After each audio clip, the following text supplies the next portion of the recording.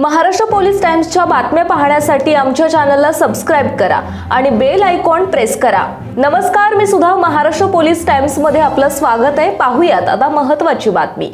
दक्षिण सोलापूर तालुक्यातील बोरामणी या ठिकाणी धनगर समाजाच्या घोंगडी बैठकीचे आयोजन करण्यात आले होते।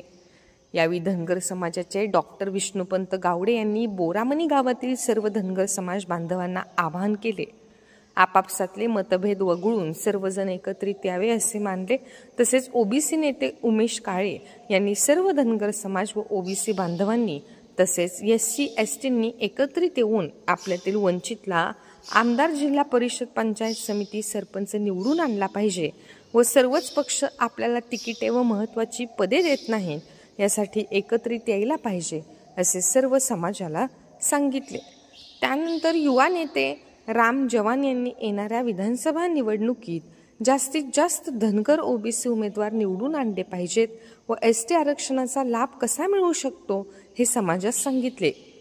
युवा नेते सुनीलजी देवकर यांनी समाज एक नसल्याने समाजाचे राजकीय व सामाजिक नुकसान होऊ शकते असे मानले। झुंजार नेते नामदेव हाके यांनी निर्धार केला, अक्कलकोट तालुक्यात धनगर आमदार निवडून आणायचा व जिल्हा परिषद, पंचायत समितीमध्ये सुद्धा धनगर उमेदवार द्यायचे। तसेच ग्रामपंचायत सदस्य गाडेकर ताई यांनी सर्वांचे आभार मानले व संजय पाटील यांनी एसटी आरक्षणासाठी रास्ता रोको आंदोलन करण्यासाठी सर्व समाज बांधवांना आवाहन केले। यावेळी धनगर समाज मोठ्या प्रमाणात उपस्थित होता।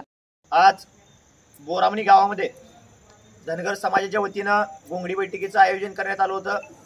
धनगर समाजाच्या एसटी आरक्षणाच्या अंमलबजावणी करता गावागावात जाऊन धनगर समाजामध्ये जनजागृती करून एसटी आरक्षणाची अंमलबजावणी झालीसाठी आम्ही सर्व समाज बांधव प्रत्येक गावगाड्यामध्ये जाऊन सर्व समाज बांधवांना जागृती करून सर्व समाज बांधवाच्या वतीनं सकल धनगर समाज बांधव ना नेता ना पक्ष या अजेंड्याखाली सर्व धनगर समाज संघटित करून येणाऱ्या काळामध्ये मोठ्या आंदोलनाच्या तयारीमध्ये हा धनगर समाज आहे।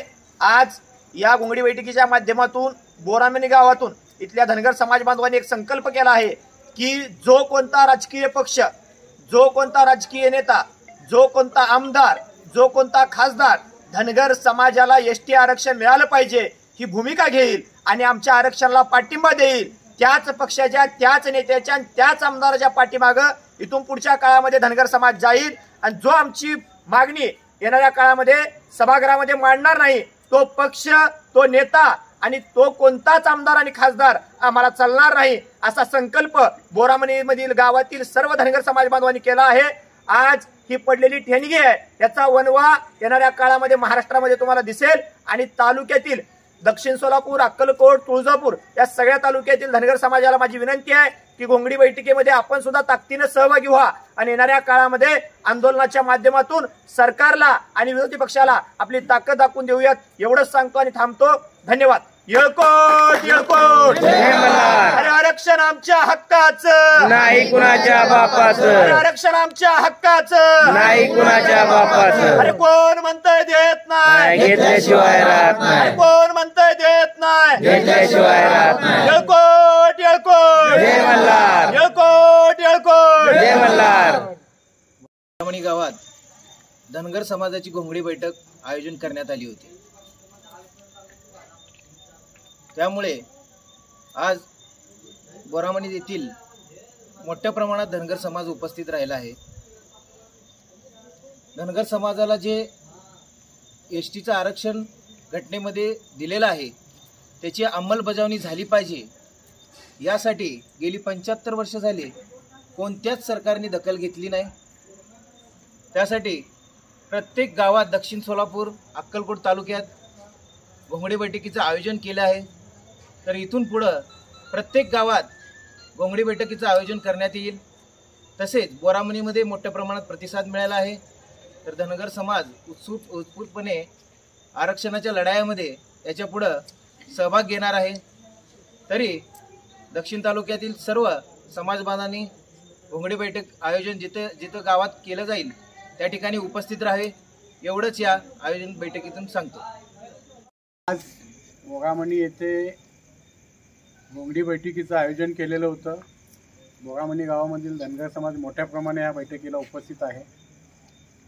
ज्या सरकारनं धनगर समाजाला आश्वासन देऊन गल्लीपासून दिल्लीपर्यंत सत्ता भोगली, आज त्या पक्षांनी अजूनही जर धनगर समाजाच्या एसटी आरक्षणाच्या अंमलबजावणीचा प्रस्ताव जर केंद्राला दिला नाही आणि जर याच्या विधानसभेच्या अगोदर जर मंजूर करून घेतला नाही तर धनगर समाज हा यापुढं स्वतःच नेतृत्व करण्यासाठी तयार व्हावं, ह्यासाठी ही घोंगडी बैठक गावोगावी चालू आहे.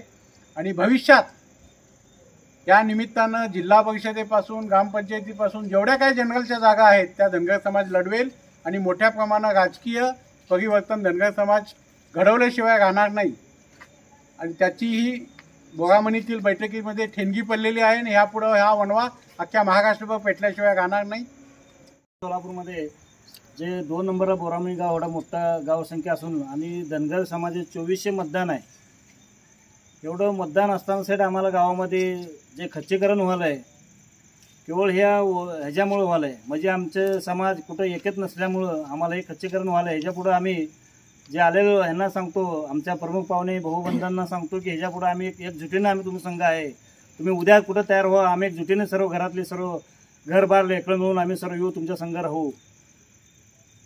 एवढं बोलून माझी धनगर समाजाच्या जी घोंगडी बैठक आयोजित केलेली होती, धनगर समाजातले सर्व गावातील तालुक्यातून जे आपले सहकारी आलेले होते, आपल्या ह्या धनगर समाजाच्या घोंगडी बैठकीमध्ये जे मोलाचे शब्द किंवा जे मोलाचं जे आपल्याला समाजासाठी गरजेचं आहे ते दिलेलं आहे. आणि एवढं वेळात वेळ काढून आपल्या समाजासाठी एवढे लोक धडपडत आहे, तेवढं सहकार्य ह्या समाजाने बी त्यांच्यासाठी करायला पाहिजे आणि समाज त्यांच्या पाठीशी सदैव त्यांच्या पाठीशी राहील हे समाजातर्फे तुम्हाला खात्री देते. तुम्ही एवढं वेळ देऊन आमच्या समाजाला मोलाचे शब्द दिला आहे, त्यामुळे तुमच्या सगळ्यांचे मी आभार मानते. महाराष्ट्र पोलीस टाइम्स चॅनलला लाईक आणि सबस्क्राईब करा. धन्यवाद.